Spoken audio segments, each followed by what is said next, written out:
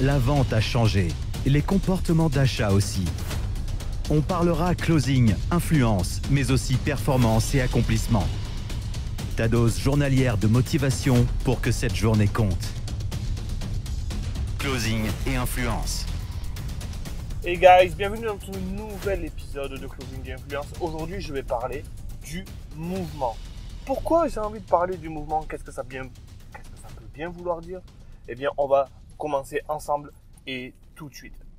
Dans ma carrière de closer, d'entrepreneur, il y a une chose qui bat n'importe quelle autre. Alors, on va me dire, c'est le mindset, on va dire que c'est l'envie de réussir. Mais tout ça, c'est caractérisé par quelque chose. C'est caractérisé par « je suis en mouvement ». Et si tu es coach, si tu es consultant, si tu es closer, même que tu ne sois pas dans une de ces catégories-là, mais que tu sois quand même confronté à l'envie d'être beaucoup plus performant, il y a quelque chose qui fait que les autres qui seront en mouvement te battront toujours. Et pourquoi je dis ça? Parce que c'est pareil avec les gens que j'ai au téléphone. Il y a des gens qui sont à l'arrêt depuis longtemps.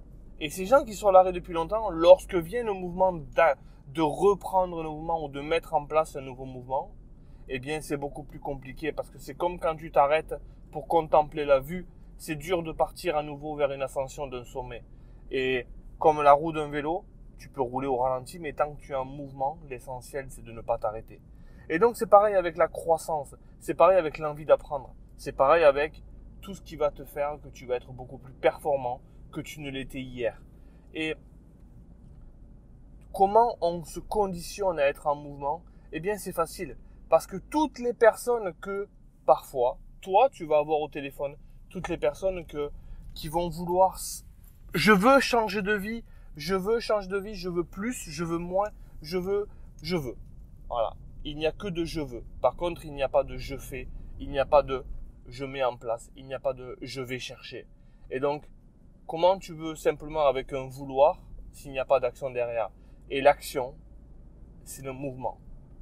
Ce que j'ai voulu expliquer dans ce podcast-là, c'est que ce qui fait que tu es bloqué à certains endroits, ce qui fait que les gens qui ne t'achètent pas ton service, ça vient de ton propre mouvement.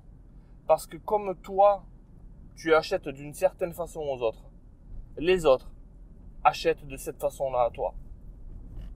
Je vais répéter ça.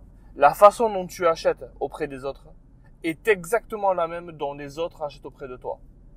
Et donc c'est pareil lorsque tu es closer mais que tu as appris un script et que tu aimerais gagner 15 000 euros par mois, mais que la dernière formation que tu as achetée, tu n'en as acheté qu'une à 2000, eh bien celle-là, elle t'a amené au chemin où tu es.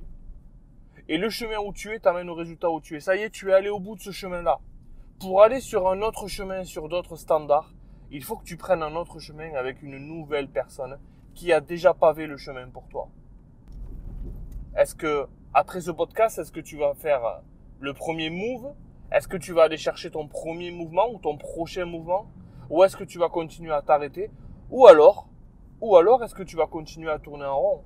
Parce que faire un mouvement pour tourner en rond, ben oui, c'est faire un mouvement, mais ça t'éloigne de tes objectifs et ça t'empêche de maximiser ton plein potentiel. C'était Angelo, on se retrouve demain pour un prochain podcast de Closing et Influence.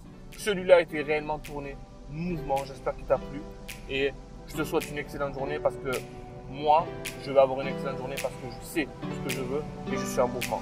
On se dit à demain. Ciao, ciao.